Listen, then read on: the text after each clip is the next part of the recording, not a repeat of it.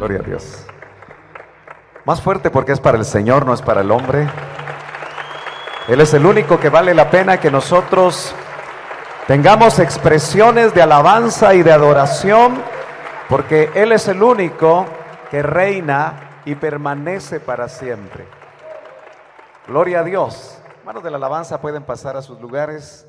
Quisiéramos aprovechar el tiempo, creo que se nos ha ido un poco el tiempo, pero sé que ustedes están acostumbrados a oír palabra del Señor con un buen tiempo, y yo quisiera ser muy puntual en lo que el Señor ha puesto en mi corazón para trasladarles a ustedes. Ciertamente he venido a Ciudad de México de hace más de 30 años, acompañando al hermano Otto, como nosotros lo conocíamos a él, y recuerdo que escuché decirle a este varón que el Señor usó de una manera muy poderosa en aquellos tiempos, que era el tiempo para México. ¿Cuántos creen que es el tiempo para México? Han pasado muchos años y yo sé que Dios ha permitido que esta iglesia esté en un lugar como este, pero indudablemente hay una enorme responsabilidad para que cada butaca que está aquí sea llenada por alguien que todavía no conoce el nombre del Señor Jesucristo, aquel que puede cambiar la vida, aquel que puede transformar completamente al ser humano. Así que yo quiero dejarle a usted una responsabilidad, jóvenes, señoritas, varones, varonas, ancianos que están aquí, para que tome la oportunidad de traer a un amigo, tome la oportunidad de traer a un familiar, para que también venga a gozarse. Si usted ya nació de nuevo y usted se goza cada domingo o cada vez que viene a este lugar, comparta eso con otros. Hay mucha gente, 30 millones aquí en Ciudad de México. Este lugar que el Señor indudablemente se los ha dado debe estar lleno. No para hacer famoso a un hombre, sino que para poder rescatar muchas almas que todavía están en búsqueda de lo que usted ya tiene en su corazón. Yo quiero compartir con ustedes, hermanos amados, reciba un saludo de la iglesia Betel en Ciudad de Guatemala, y no sé si usted me puede dar un saludo para que yo me lo lleve a Guatemala, ¿sí? A Iglesia de Cristo Betel, yo me quiero llevar ese saludo, gloria a Dios, aleluya. Tuve la oportunidad de tener una reunión el día viernes con el hermano Alex y algunos pastores, algunas ayudas, algunos de los hermanos que están aquí pudimos compartir, pero algo que me impresionó, y quiero empezar por ahí, fue que encontré ahí en el área de comedor, tal vez usted ya está acostumbrado a leer ese versículo, pero encontré precisamente Hechos capítulo número 2, yo quiero empezar con eso, Hechos capítulo número 2, verso 42. Es un verso que yo creo que todo cristiano debería de conocer, debería de meditar en él, pero especialmente debería de conocerlo de memoria. Y usted lo tiene ahí en una gran pancarta, en el comedor. Cada vez que usted coma, léalo, y tal vez se va a recordar de esta prédica, que en el nombre del Señor esperamos que sea de edificación. ¿Lo tiene? Y perseveraban en la doctrina de los apóstoles, en la comunión unos con otros, en el partimiento del pan y en las oraciones. Ahí donde está usted, me ayuda a levantar su mano derecha. Mi pastor me enseñó a mí hace muchos años que la mano derecha es la mano de la petición. ¿Y cuántos aquí en esta mañana trajeron peticiones? Levante bien su mano, tan alto como pueda, pero levante también su corazón delante de la presencia de Dios que está aquí, que tenemos que tener seguridad que Él es galardonador de los que le buscamos. Y ponga ahí su petición. Padre, en esta hora te damos gracias, porque indudablemente, Señor, tú fuiste el primero que viniste a este lugar, y tu presencia desde muy temprano se hizo sentir. Y yo sé que a través del inicio de un culto a ti una vez más en este lugar, bendijo tu corazón, Señor, y en este momento que nos disponemos a escuchar de ti, te pedimos que estas manos que están levantadas, tú seas propicio a sus necesidades, tú seas propicio a su petición. Mira, Señor, la necesidad de cualquier índole. Te pido, Señor, que tú puedas responder a esas peticiones conforme a tu voluntad y conforme a tu poder. En el nombre de Jesús, envíanos tu palabra como lluvia, que pueda mojar nuestra tierra.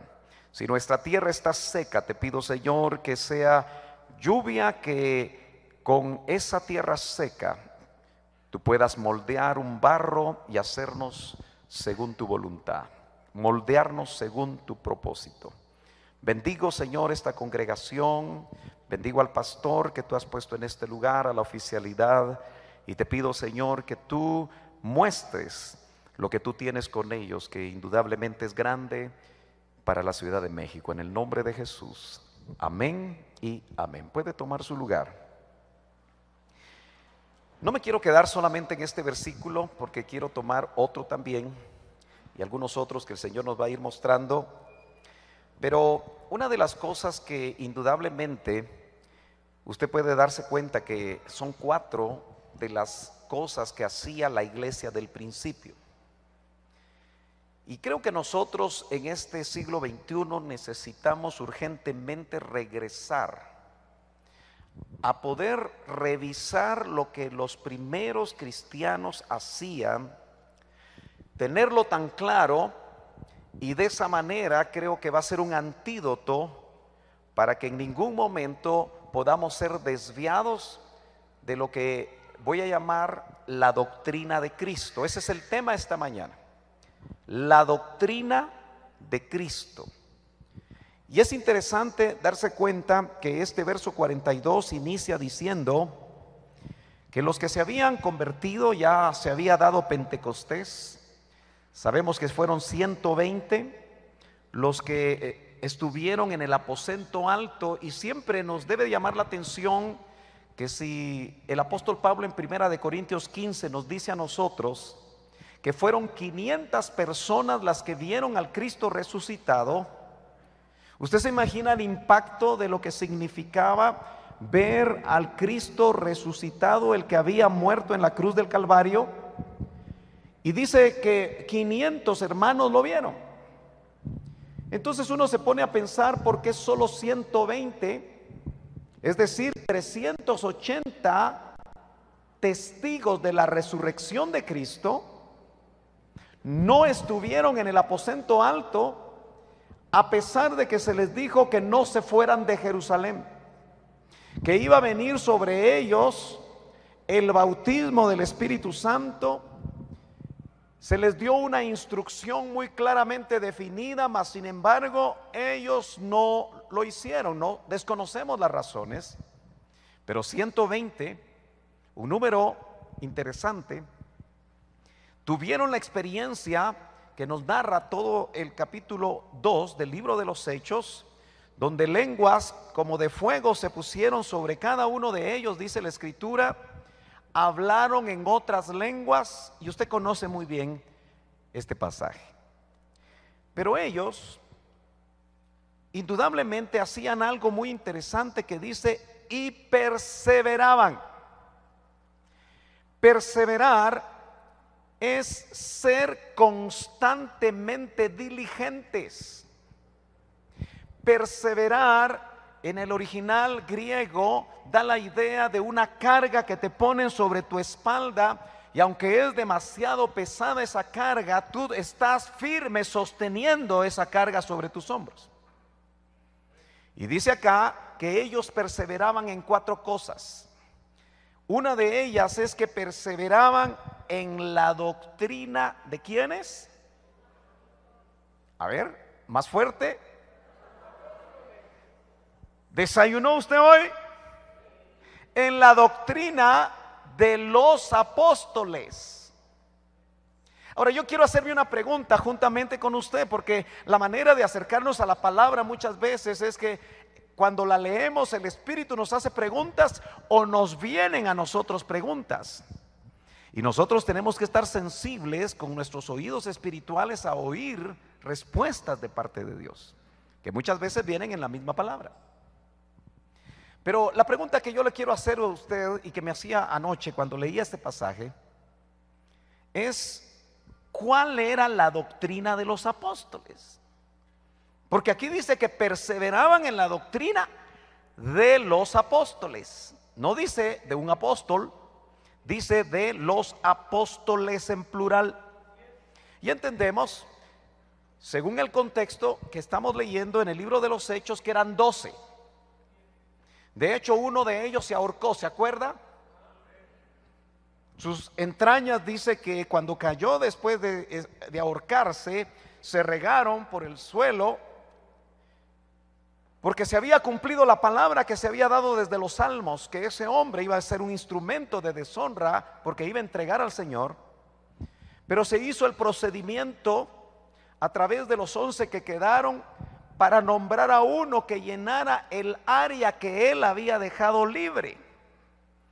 Y entendemos que el procedimiento que se siguió acá, como todavía no había Espíritu Santo, no se había dado el Pentecostés, dice que echaron suertes. Tal vez usted puede pensar que ese era un método un poco raro, pero lo cierto está que Matías fue el que cumplía con los requisitos de los apóstoles del Cordero.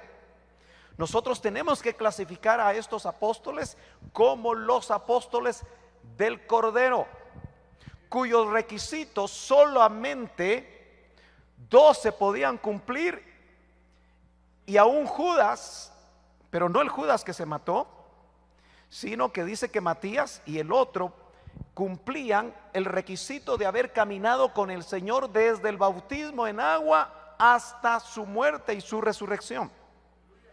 Por eso muchos de los que no entienden que en este tiempo sí hay verdaderos apóstoles, pero lamentablemente hay muchos falsos.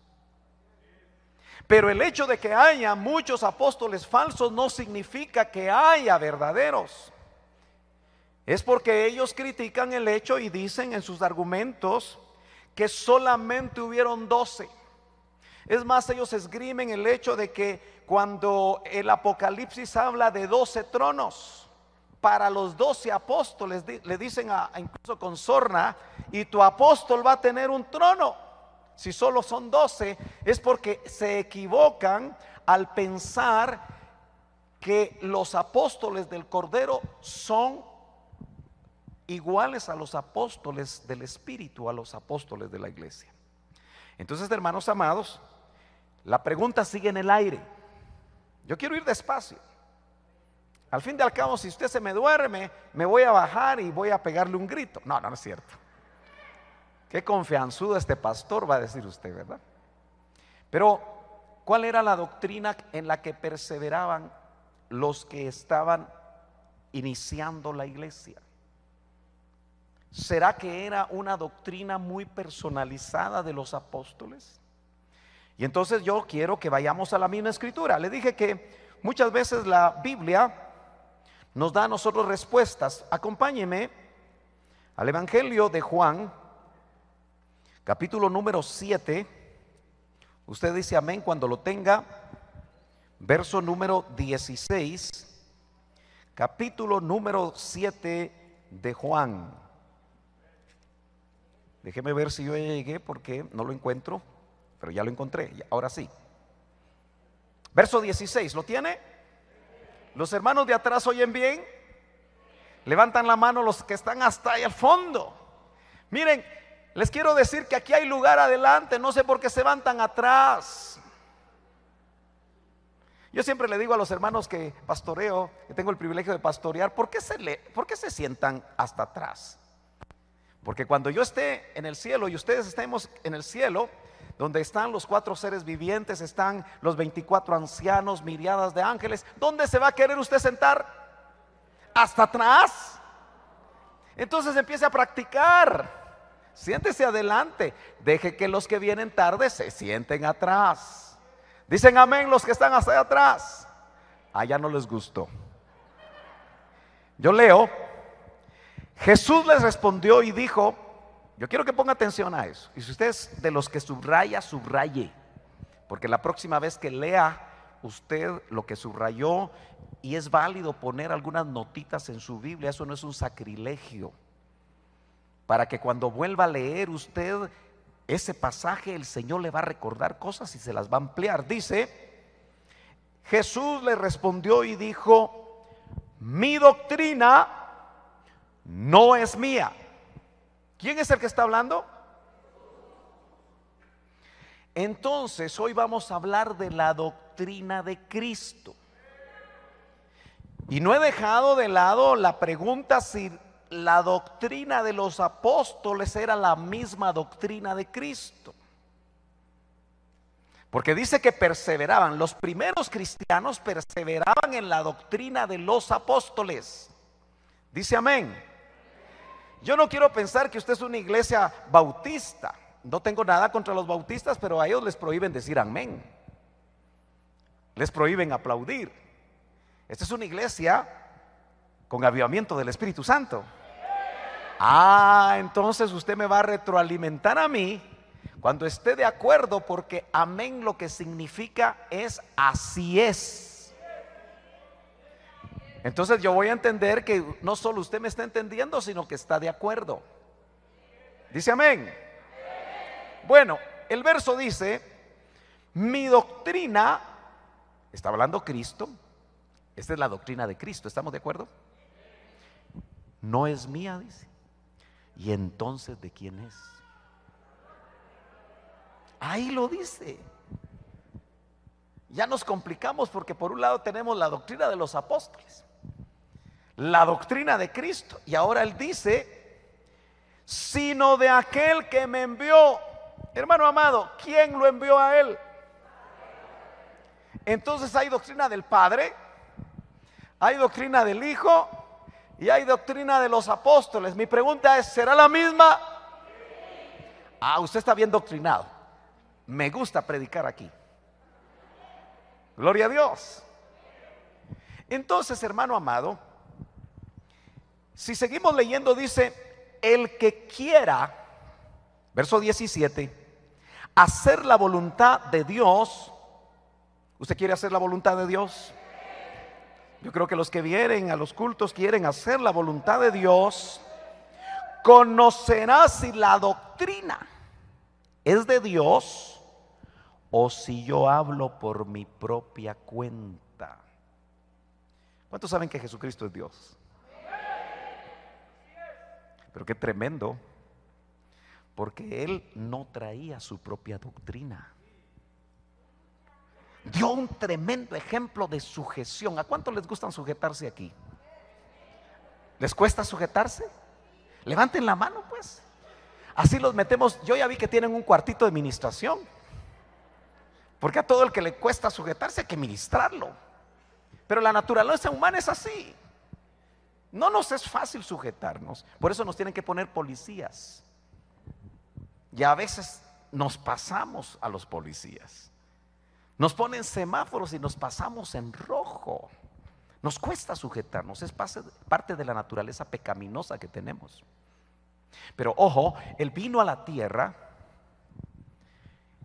Y si usted lee todo el contexto de los evangelios, se va a dar cuenta que Él no decía nada que no oyera hablar al Padre.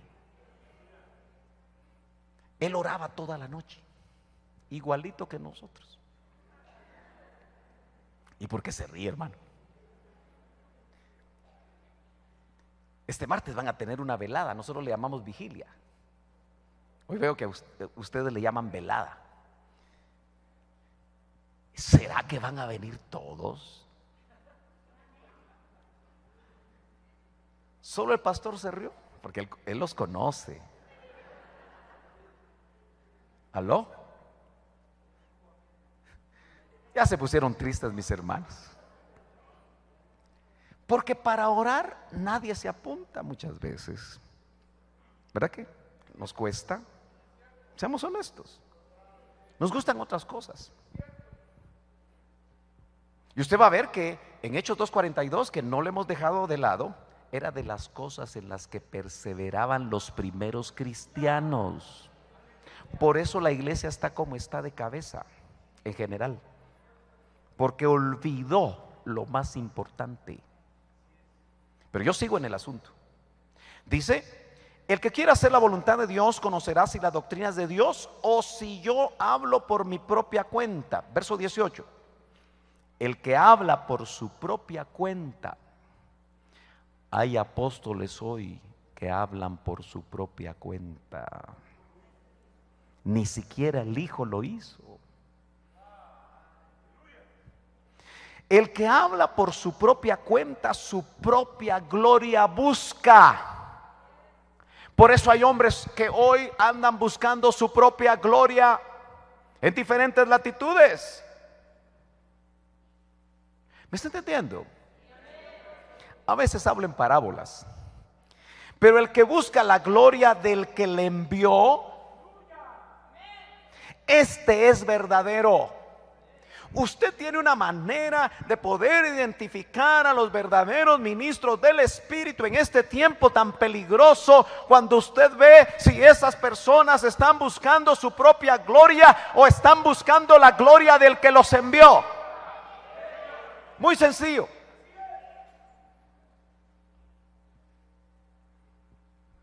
Qué lindo que nuestro amado Cristo dijo: aprended de mí, que soy manso.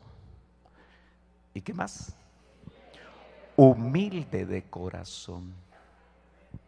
¿Cuántos saben que Filipenses capítulo 2 nos habla de 7 escalones que el que tenía el lugar más alto tuvo que bajar para morir por ti y por mí? Filipenses capítulo 2 dice que el Hijo no tuvo el ser igual a Dios como algo a que aferrarse, sino que se vació de ser igual a Dios y se vistió de hombre,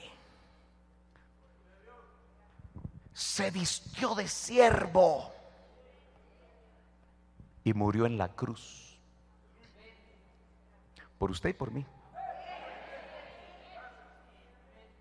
Por eso una vez el Señor me dijo, viendo ese pasaje: la vida del verdadero siervo no es para arriba, la vida del verdadero siervo es para abajo. Porque el que era igual a Dios, ¿quién puede tomar un lugar más alto que ese? Nadie. Bajó. ¿Quieres tú ser siervo de Dios? Tu ruta no es para arriba. Que te conozcan los hombres, que te alaben los hombres, que te canten los hombres, que te hagan alfombras los hombres, que te hagan un montón de cosas los hombres. No es para arriba. La vida del verdadero siervo de Dios, que así lo marcó el mismo siervo de el Padre. Tú sabes que ahí en el original, en Filipenses 2, aparece la palabra doulos, que es siervo, y eso se traduce como un esclavo que no es dueño ni de su propia vida. El doulos era el sirviente en las casas. El doulos era el que lavaba los pies. Por eso en San Juan capítulo 3 el Señor se quita su manto, se ciñe y lava los pies de sus discípulos. Y les dejó una consigna: hagan ustedes lo mismo. Eso es la medida del siervo de Dios. Por eso dice: el que habla de su propia cuenta, su propia gloria busca.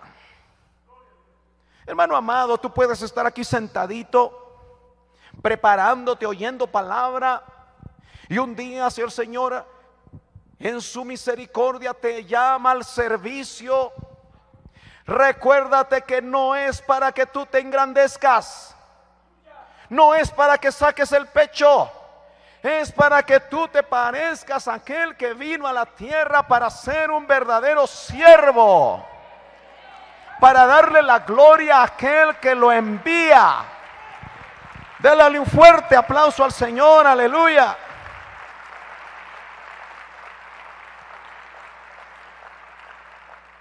Termina 18.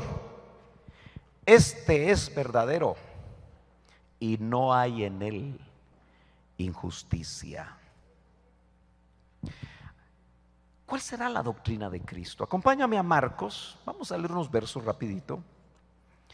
Marcos capítulo número 11, verso número 18. Yo quisiera que tú en casa, si tienes una concordancia, ya sea electrónica o en pasta dura, busques la palabra doctrina. Porque hoy todo mundo cree tener sana doctrina, Pero ya entendimos que lo primero que hacían los primeros cristianos, que nosotros tenemos que volver a hacer, es perseverar en la doctrina de los apóstoles, la cual es la doctrina de Cristo que le fue dada por su Padre. No hay donde perderse. ¿Tienes Marcos 11:18? Dice así: y lo oyeron los escribas y los principales sacerdotes y buscaban cómo matarle, porque le tenían miedo, por cuanto todo el pueblo estaba admirado de su doctrina. ¿De quién están hablando? De Cristo. Usted tiene que volver a ser un admirador de la doctrina de Cristo, no de doctrina de hombres. Pablo le dijo a Timoteo: ten cuidado, Timoteo, un joven, de ti mismo. ¿Y de qué más? Y de la doctrina. Hermano amado, la doctrina no es solamente un credo que usted se tiene que aprender. Nosotros los ministros de Dios no podemos catequizarlo a usted hasta que se aprenda doctrinas humanas para repetirlas como lorito, sino que la doctrina es vida. Por eso les dijo: ten cuidado de ti mismo, Timoteo, de tu vida, porque tu vida es tu doctrina. ¿Me están entendiendo?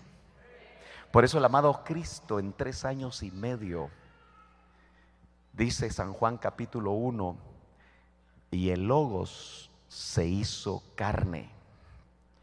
El Logos que estaba con Dios, el Logos que era Dios, y Logos significa palabra. La palabra de Dios, dice San Juan 1:14, se hizo carne. Quien no encarna la palabra es solamente una persona que conoce, que tiene conocimientos teológicos, que conoce la Biblia, que tiene quizá conocimiento de la Biblia, pero no ha encarnado la palabra.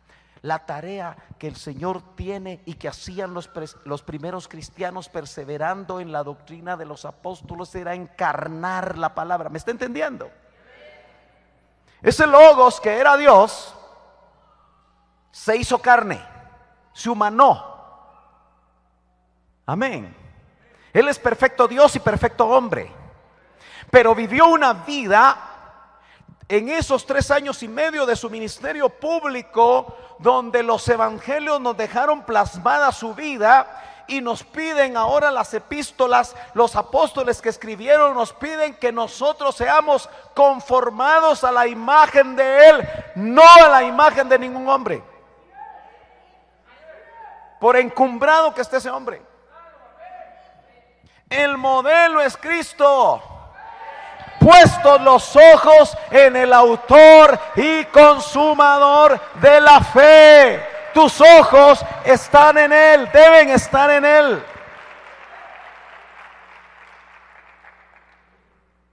Cristo no daba seminarios de oración. A veces escriben libros, 7 pasos para ser un orador eficaz, y ahí lo compra usted y lo lee, y de todas maneras no ora. Porque la doctrina de Cristo era su vida. Él salía antes de que terminara el día y empezaba a orar, y sus discípulos roncando. De plano Pedro el que roncaba más. Pobre Pedro, después me arreglo con él. Pero Cristo estaba orando toda la noche para saber qué era lo que decía el Padre. ¿Cuál era el paso a seguir? ¿Cuál era el caso a seguir? Nosotros somos hijos de Dios, nosotros debemos estar orando.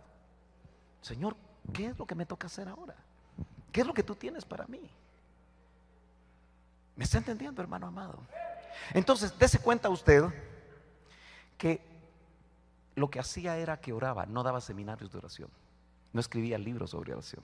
No es que sea malo escribir libros. Entonces, cuando sus discípulos se dieron cuenta que él oraba, le dijeron: Señor, enséñanos a orar. Pero no los dio los 7 pasos para una oración eficaz. Lo que hizo el Señor, les dijo, bueno, vénganse conmigo, oremos juntos. Era un discipulado práctico. ¿Usted cree que los discípulos que fueron enviados primero de 2 en 2, no había todavía bautismo con Espíritu Santo y fueron delegados, y por delegación ponían las manos sobre los enfermos y esos sanaban? Ponían las manos sobre aquellos que estaban endemoniados y eran liberados. Pero ¿dónde lo aprendieron? ¿Por qué lo hizo primero? La doctrina de Cristo, de la cual el pueblo estaba maravillado, no eran las grandes letanías de los religiosos del tiempo, los fariseos y los saduceos, sino que era una vida. Hermano, tú puedes conocer mucha Biblia, pero tu doctrina es lo que tú vives. Lo vuelvo a repetir, tu doctrina es lo que tú vives. ¿Cuántos le pueden dar un fuerte aplauso al Señor? Gloria a Dios. Gloria al Señor. Déjeme leer otro verso en Hechos, capítulo 13, verso 12. Aquí ya vemos nosotros que el Señor ya había muerto y resucitado y ascendido. Y en el capítulo 13 ya vemos las primeras incursiones del apóstol Pablo junto con Bernabé, que ya no era apóstol del Cordero, sino que era apóstol del Espíritu, llamados por el Espíritu para la iglesia. Y en el capítulo 13 y verso número 12 dice: entonces el procónsul. ¿Usted ha leído este pasaje? ¿Cómo se llamaba ese procónsul? ¿Cómo se llamaba el procónsul? ¿No sabe cómo se llamaba ese procónsul? Era mi tocayo, Sergio Paulo. Así que mi nombre es bíblico. Aleluya. Aleluya. Algunos ya se están durmiendo. ¿Será el frío? Pero aquí están, ¿verdad? Dice: entonces el procónsul, viendo lo que había sucedido. ¿Y qué había sucedido? Que el mago que lo estaba confundiendo, haciendo cosas raras, la autoridad apostólica de Pablo lo dejó ciego. Y cuando el procónsul dice que vio esto, creyó, maravillado de la doctrina del Señor. La doctrina de Cristo no es solamente teoría. La doctrina de Cristo va acompañado de señales. Hermano amado, no viva un cristianismo sin señales, aunque éstas acompañarán a la palabra. Dice amén. La otra cosa que a mí me impresionó cuando vine a este templo y lo conocí el viernes fue esa frase que tal vez ya se le hizo muy familiar a usted, porque me dicen que lleva años que se usa esa frase, que es un versículo bíblico. ¿Quiénes cerrando los ojos la pueden repetir? Porque ustedes la han visto todos los domingos. A ver, cierren los ojitos y repiten esa frase.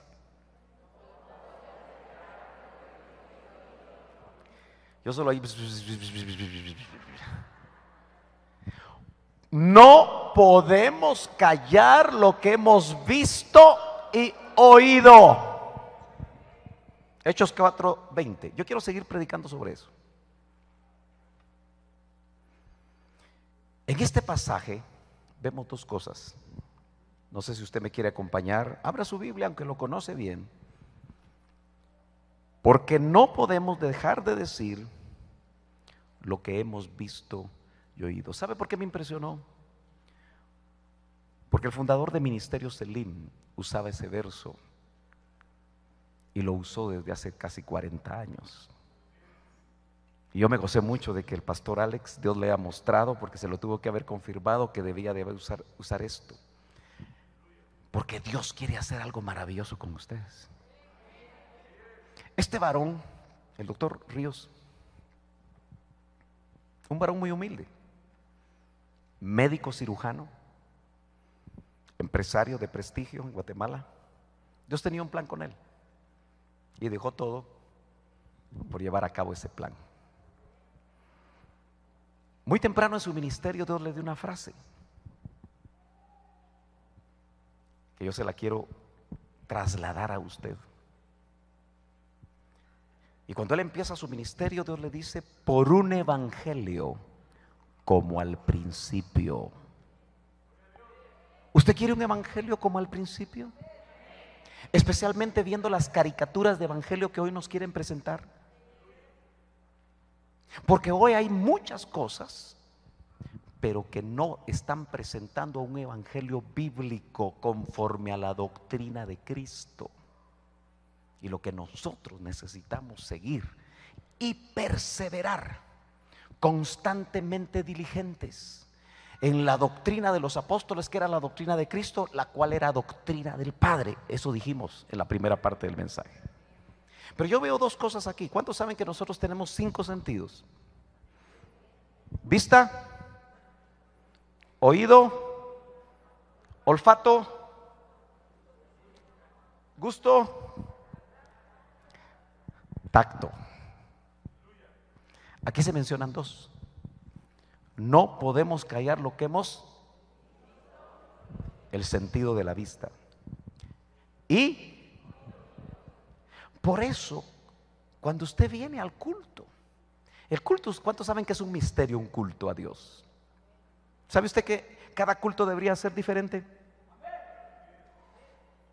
Si nos dejáramos de guiar por la guianza del Espíritu, podría ser diferente. Porque el apóstol Pablo, cuando habló en 1 Corintios 14, dijo: ¿qué hay pues cuando os reunís? ¿Hay salvo? ¿Hay doctrina? ¿Qué más dice? ¿Hay revelación? Y por eso mi pastor, de una manera muy aguda, disculpe que yo haga mención de él, a algunos les cae mal. Gloria a Dios. Ya me siento en familia, aleluya. Pero él lo que decía era que si el apóstol Pablo viniera a nuestras iglesias, entraría o se saldría. Porque la pregunta era: ¿qué hay pues cuando os reunís? Y da una serie de indicaciones. Por cierto, que haya salmo no es que usted lea el Salmo 23, sino que indudablemente el Espíritu quiere, en un culto a Dios guiado por Él, que nos dejemos guiar. Ahora, mire qué interesante, porque aquí dice visto y oído, y usted viene a ver a la iglesia y viene a oír. Nuestro sentido de la vista tiene que ser restaurado. Y no le estoy hablando de que tenga una visión 20/20 en lo natural, le estoy hablando de visión espiritual. Que a usted le restauren la visión espiritual y que tenga visiones de Dios. Que el oído le sea restaurado para que usted oiga la voz de Dios. Y que aprenda a discernir quién tiene palabra de Dios y quién no. Por eso no podemos callar lo que hemos visto y oído. Nos habla a nosotros de los sentidos. Y yo le quiero decir que los primeros cristianos, específicamente los apóstoles, vieron y oyeron. ¿Me acompaña a la primera epístola de Juan? No al Evangelio de Juan, primera epístola de Juan. Usted me dice cuando la tenga. ¿La tiene? Capítulo 1, verso 1 hasta el 3 dice: lo que era desde el principio, lo que hemos oído, ahí está el primer sentido, lo que hemos visto con nuestros ojos, se parece a esto, lo que hemos contemplado y palparon, otro sentido, nuestras manos tocante a ¿qué? Al verbo de vida. El hermano Otto decía que el evangelio de Juan era más profundo, o Juan era más profundo que Pablo, y eso es difícil de asimilar. Y uno decía, ¿cómo así? Pero el que escribe esta epístola es el mismo Juan que escribió el evangelio de Juan y el Apocalipsis. ¿Estamos de acuerdo? Entonces la frase es: Juan fue más profundo que Pablo. Y es que este hombre era el mismo jovencito que se acostaba en el pecho de su Señor. ¿Se acuerda? Pedro no tuvo ese privilegio. ¿Se acuerda que cuando querían identificar al traidor, al que lo iba a entregar, Pedro le dice a Juan: pregúntale quién es? Porque eso indica que el grado de cercanía que tenía Juan era el más profundo, el más cercano. Por eso le revelaron cosas que no le revelaron a Pablo. Y eso que a Pablo, si usted es de los que cree que escribió el libro de Hebreos, el apóstol Pablo, le revelaron el 50% del Nuevo Testamento. Pero la profundidad. ¿Usted quiere ser cercano o quiere estar en la periferia de su comunión con Dios? Porque le vuelvo a hablar, hagamos en nuestra mente un círculo que involucra a los 500 que lo vieron resucitado. Adentro hacemos otro concéntrico de los 70 que fueron delegados. Otro más chiquito, concéntrico, de 12 que caminaron con él y le llamaron los apóstoles de Cristo, los apóstoles del Cordero, los que caminaron con él. Pero todavía uno más chiquitito en relación a cercanía, de los 3 que lo acompañaron a las experiencias más grandes: Pedro, Juan y Jacobo. Pero todavía hay uno chiquititito donde solo entra Juan, que se recostaba al pecho del Señor. Y por eso Juan es tipo de la iglesia novia que se va a ir, porque es el que está verdaderamente cercano. ¿Me está entendiendo, hermano amado? Ya le dije que diga amén. Gloria a Dios. Ahora, note usted que dice, volviendo a primera de Juan capítulo 1, verso 2 ahora: porque la vida fue manifestada. El contexto es verbo de vida. Y la hemos visto y testificamos. La iglesia del Señor se ha olvidado de testificar. Lo vuelvo a decir: la iglesia de estos tiempos se olvidó de ser testigo. Quizá porque no ha visto mucho, ni ha oído mucho. Ahora déjeme decirle a usted, hermano, que la palabra testigo, siempre que pensamos en esa palabra en el idioma español, pensamos a veces en los testigos de un juicio, ¿cierto? Llame a su primer testigo, dice, y le piden opinión acerca de cierta situación. Pero en el original, la palabra que se traduce testigo viene del griego martureo, de donde viene una palabra en el español que es mártir. ¿Cuántos aquí quieren ser testigos a la manera del original? Qué bueno que sean sinceros, hermano. Yo creía que iban a levantar la mano todos, pero no, ¿verdad? Es que entiende lo que es un mártir. Por eso la iglesia no está dispuesta a testificar, porque se le olvidó lo que es eso. Ahora, hermano amado, quiero decir algo. Ellos, lo que está diciendo Juan ahí, es una experiencia de uno que murió, pero resucitó. Y dice que palparon. Uno que está bien claro en la Biblia que palpó al Cristo resucitado fue Tomás. ¿Qué fue lo que le dijeron a Tomás? Tomás, tú que no crees, mete tu mano en mi costado. ¿Usted cree que lo metió o no? ¿Qué sentiría Tomás? Tomás, aquí están mis manos, que fueron horadadas, y mis pies. Mete tu dedo. Hermano, por favor, la Biblia no es solo de leerla como un libro clásico, hombre. La Biblia hay que dejar que el Espíritu Santo que mora en nosotros y que es el autor que inspiró a los hombres, que fueron, dice Pedro, inspirados por el Espíritu Santo, fueron soplados. Cuando la leemos nos lleve a momentos y a experiencias donde somos impactados. Esos hombres que vieron que Él murió en la cruz del Calvario, derramó hasta la última gota de su sangre, pero que al tercer día resucitó. Cuando en el Pentecostés fueron investidos de poder, estaban dispuestos a ser testigos a la manera original, porque sabían que aunque murieran, seguían viviendo. Dale un fuerte aplauso al Señor, hermano amado.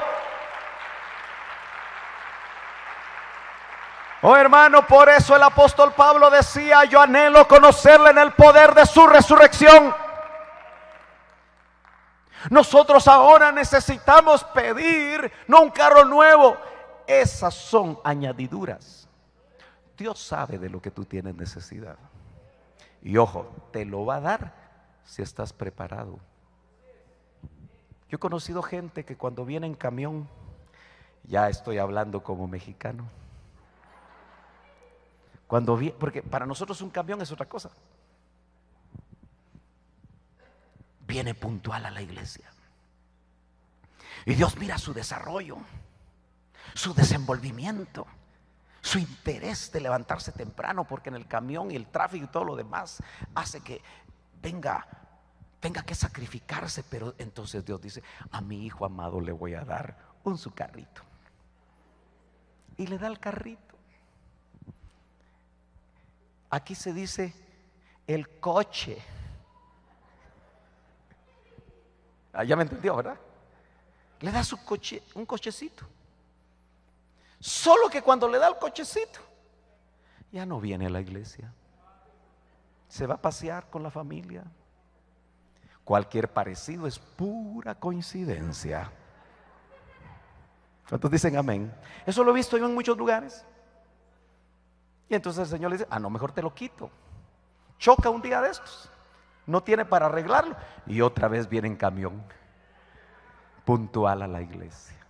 Qué raros somos nosotros los humanos. Entonces, hermano amado, lo impactante de conocer un evangelio de resurrección es que el Señor, en la medida que tú conoces ese evangelio expresado en las Escrituras, vas perdiendo el temor a la muerte. ¿Cuántos saben que la Biblia dice que el temor a la muerte es exacerbado por el pecado? A más pecado, más temor a la muerte. Hay menos pecado en tu vida, menos temor a la muerte. Por eso es que necesitamos la consagración. Por eso necesitamos consagrarnos. Por eso es tan vital Hechos 2 en tu vida. Hermano amado, ¿cuántos aquí son bautizados con el Espíritu Santo? Levánteme su mano rapidito. Lo voy a hacer al revés. Los que no han sido bautizados con el Espíritu Santo. No puede ser si muchos no levantaron la mano la primera vez. Es que nos da pena. Pero el Pentecostés como una realidad en nuestras vidas es lo que nos va a permitir a nosotros entrar a Canaán, lo que nos va a permitir a nosotros pelear las batallas que se pelean en Canaán y salir triunfadores y poder apartarnos, porque el que se consagra, Dios lo santifica. El que se consagra, se aparta, Dios lo santifica. Y de tanta santificación que estás viviendo en tu vida, llegas a alcanzar un cuerpo de exaltación, donde ya no hay temor a la muerte. Y los tiempos que vienen, no quiero hablar de escatología porque entonces me alargo, pero le quiero decir algo, que en los tiempos que vienen no crea que la iglesia no va a ser perseguida. La iglesia está dormida, creyendo que todo está arreglado.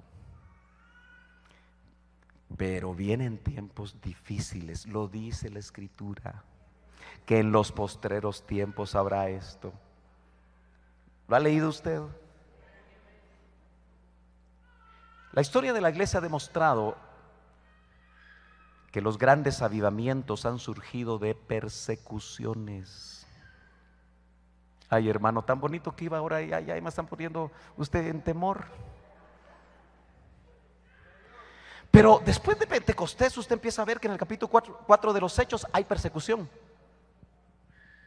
Y precisamente este pasaje, capítulo 4, verso 20, está en un contexto de persecución porque agarraron a Pedro y a Juan. ¿Se acuerda? Cuando en la puerta de la Hermosa ellos fueron usados por Dios para poder traer sanidad a un cojo de nacimiento. Presos y les dijeron: no vuelvan a hablar en ese nombre. Juzguen ustedes, dijeron ellos, si es mejor obedecer a los hombres que a Dios.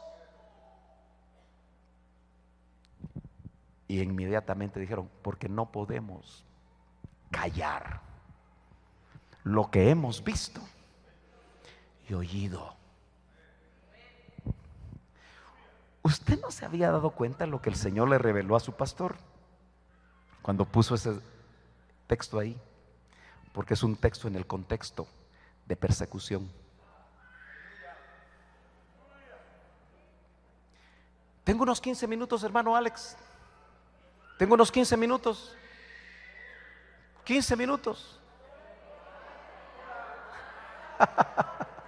Vayamos a Lucas capítulo 24.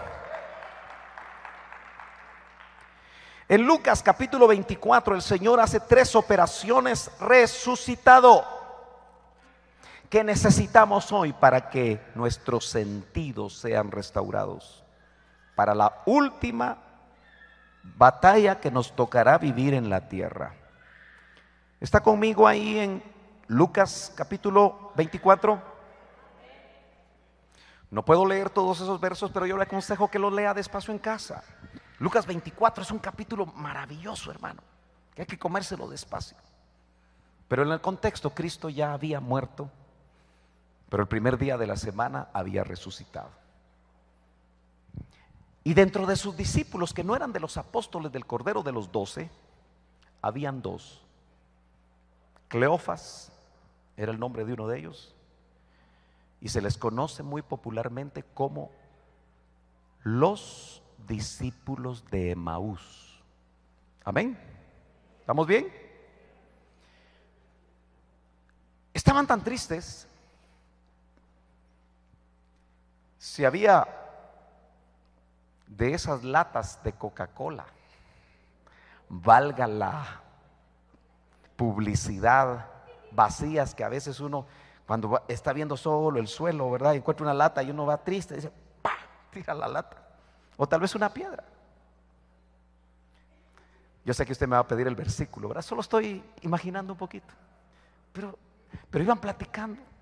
Vos, Cleofas, yo creí que el Señor iba a poner el reino y tal vez me iba a poner de primer ministro, pero murió vos. Y dice que se les apareció un forastero. El Señor resucitó con un cuerpo espiritual, donde yo puedo intuir que tenía la capacidad de cambiar de forma, cambiar de fisonomía, porque ellos lo conocían. Y dice que no lo reconocieron. ¿Cuántos quieren uno de esos?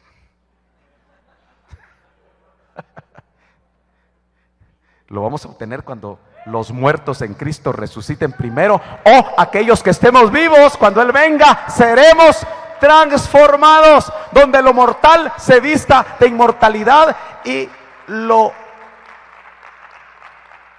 como dice 1 Corintios 15, lo mortal se viste de inmortalidad y lo corruptible se viste de incorruptibilidad.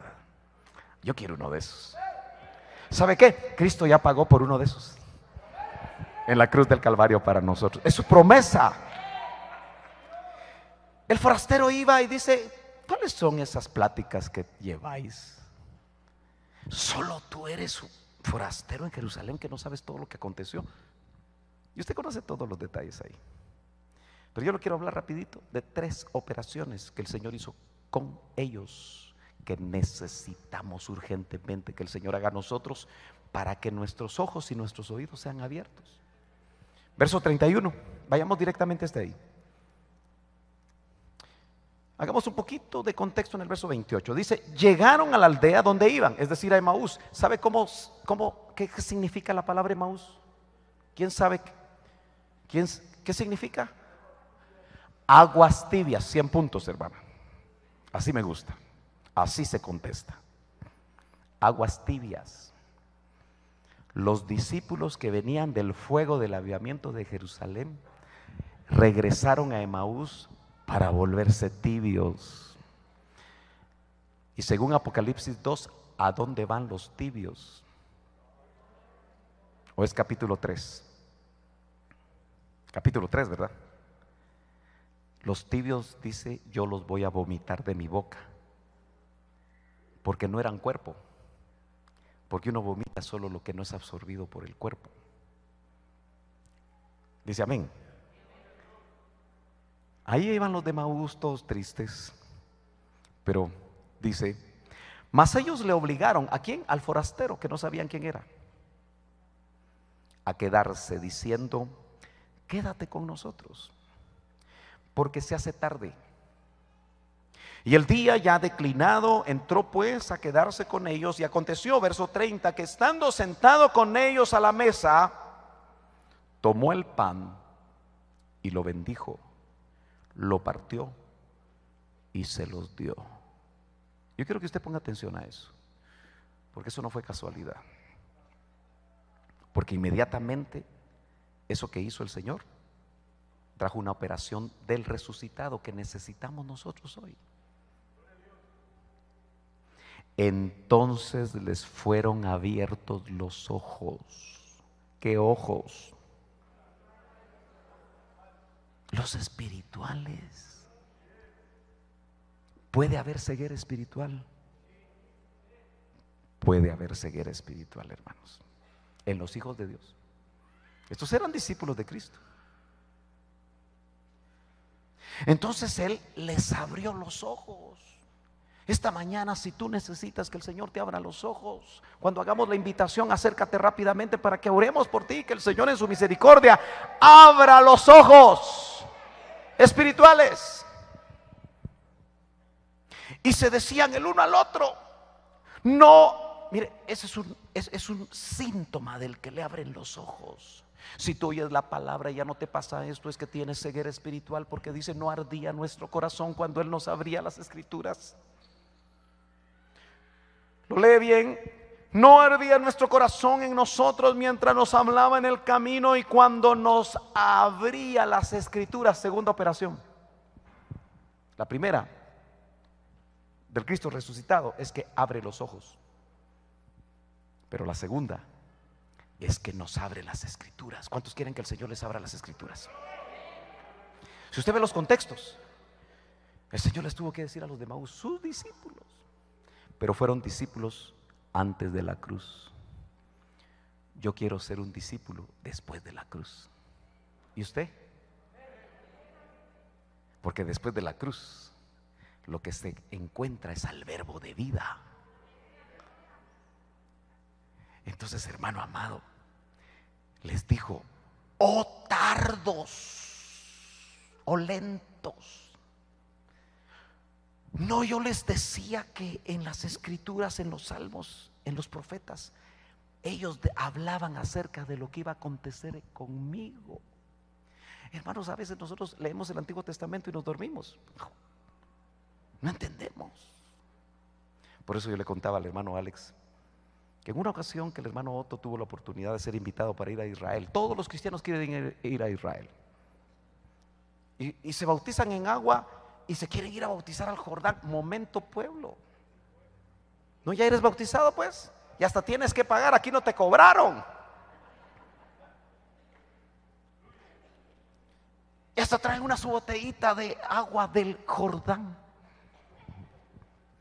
Y dice que paran de sufrir. ¿No comercializan eso estos señores? Que no les podemos llamar hermanos. ¿Aló?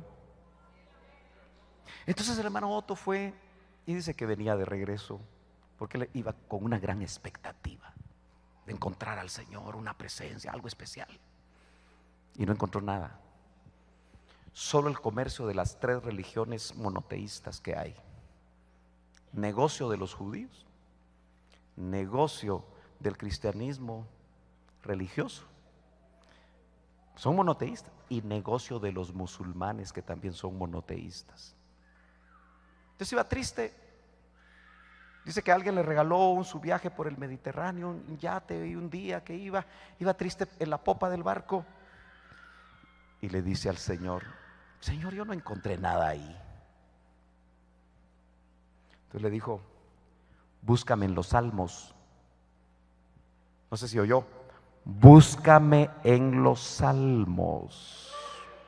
Si usted lee en contexto, el Señor les dijo: no los salmos, la ley y los profetas hablaban acerca de lo que iba a acontecer conmigo. Pero ¿sabe por qué ellos no entendían? Porque estaban cerradas las escrituras. Hermano amado,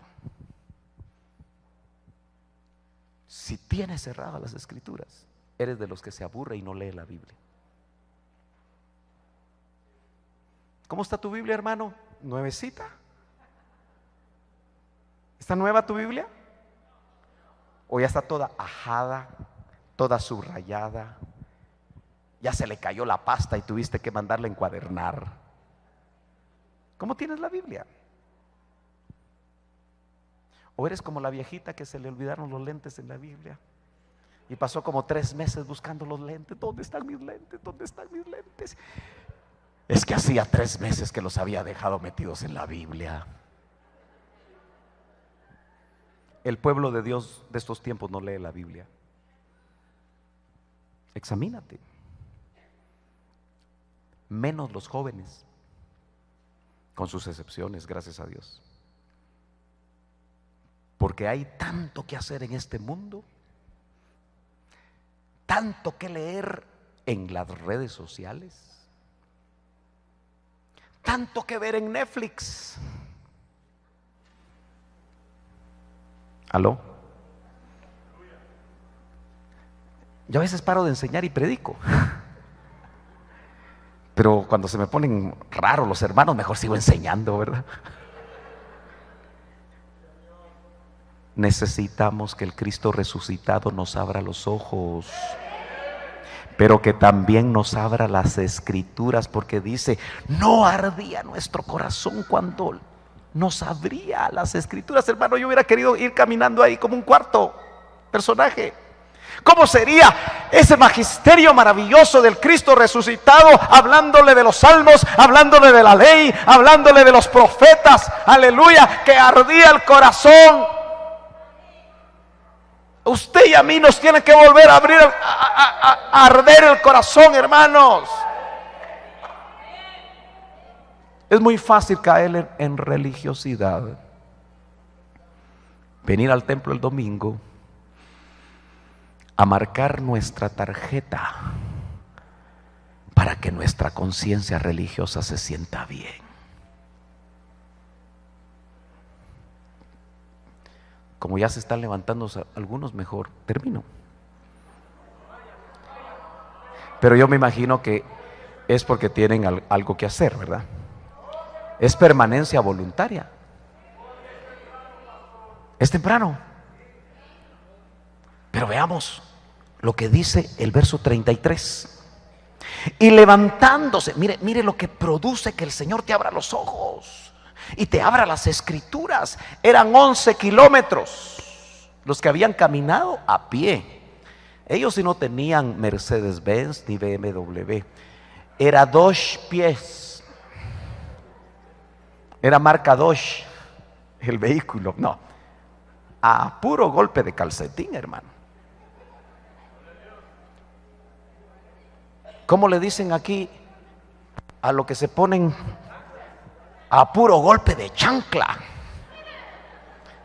11 kilómetros, hermano. Deben haber llegado cansados y era de noche.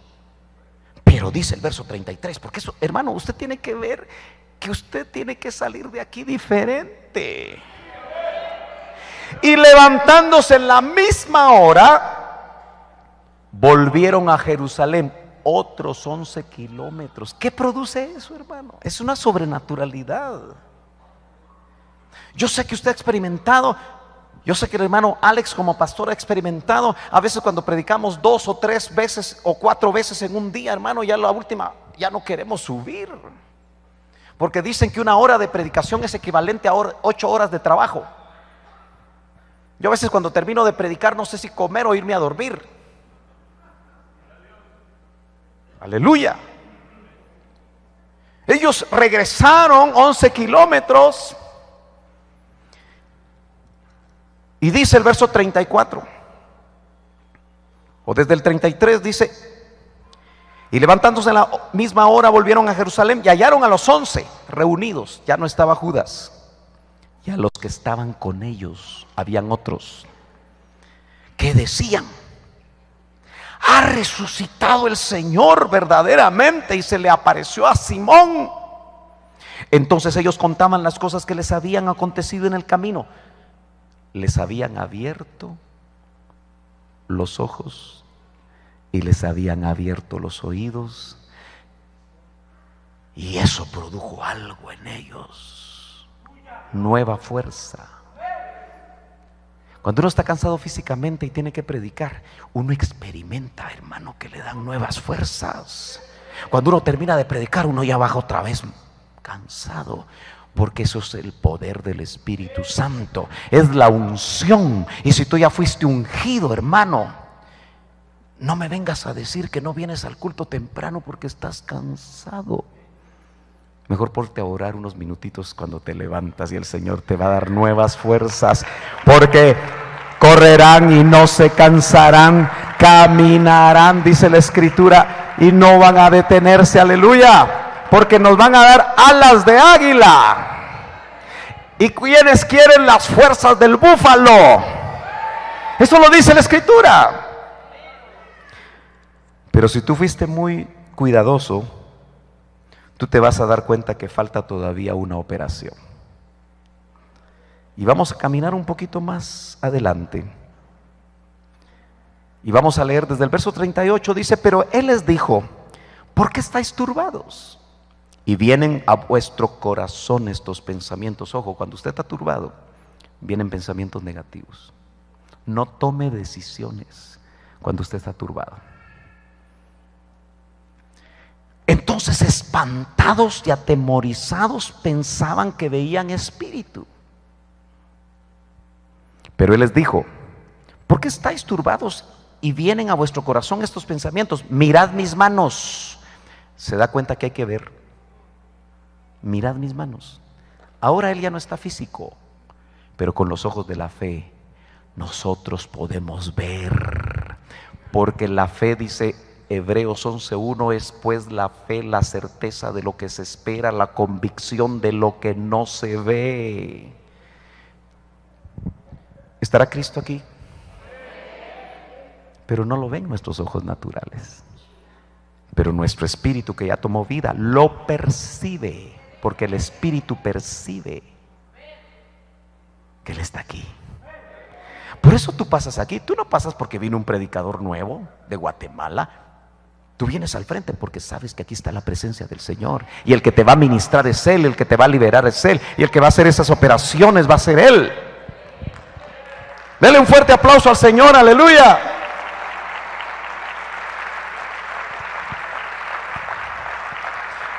Necesitamos ver por espíritu las manos. Mirad mis manos y mis pies. Por eso es que no podemos seguir hombres, hermano. Porque ningún hombre murió por ti en la cruz del Calvario. Por eso nuestra doctrina es la doctrina de Cristo. Debe ser cristocéntrica. no hombrecéntrica.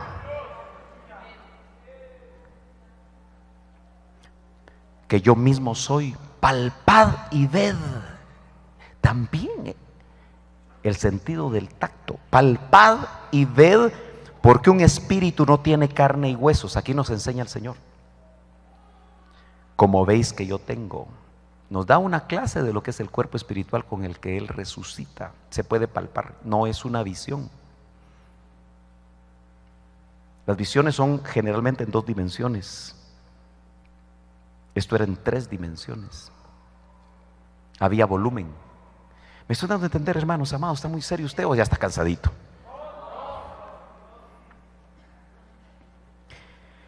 Y diciendo esto les mostró las manos y los pies. Y como todavía ellos de gozo no le creían y estaban maravillados, les dijo: ¿tenéis algo de comer?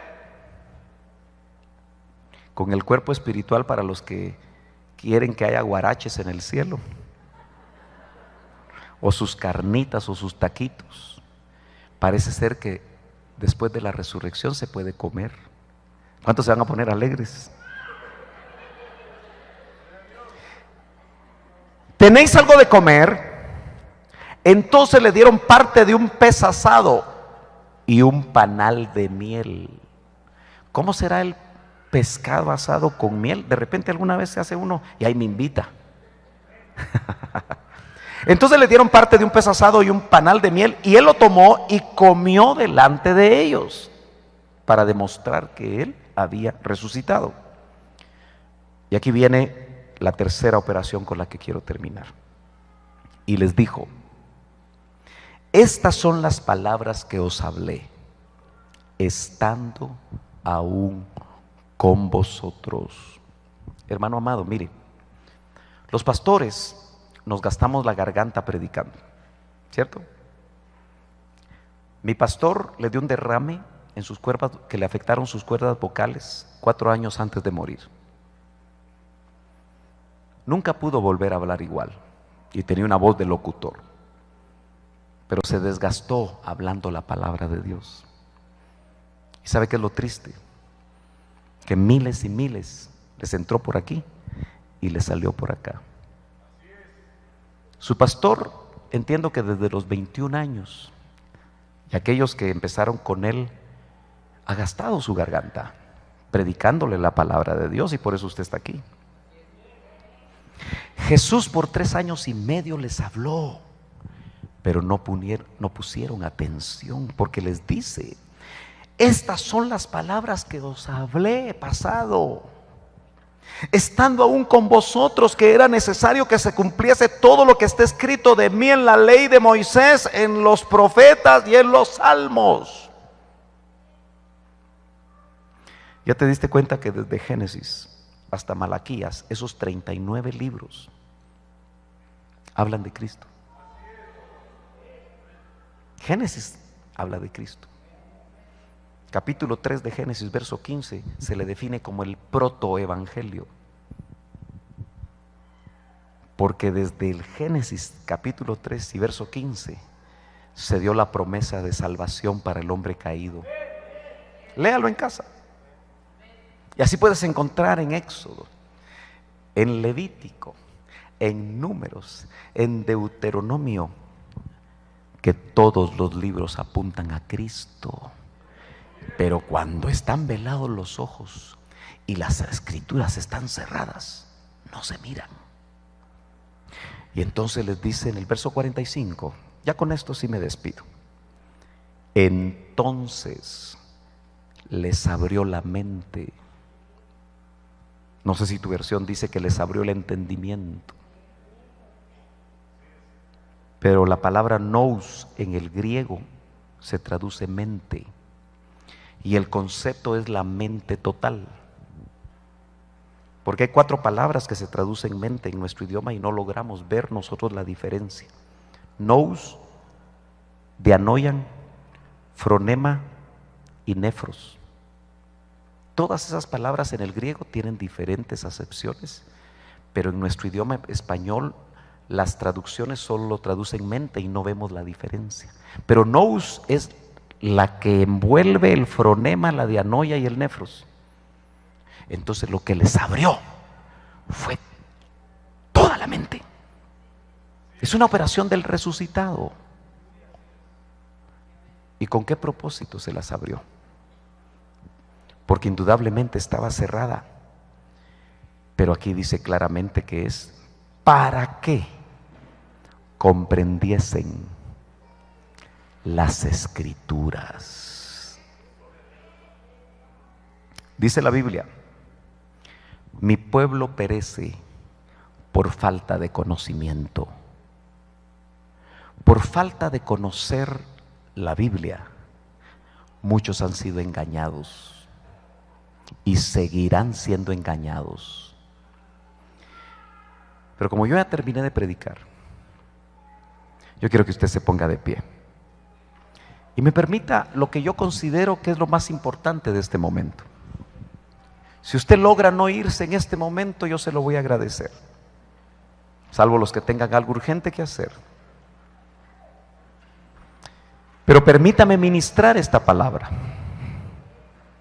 porque es en este momento donde el Espíritu Santo le va a hablar a usted de una manera personal, según su necesidad, y va a ser de algo que puede ser logos, un rema, es decir, una palabra que el Espíritu Santo va a aplicar directamente a tu vida según tu necesidad.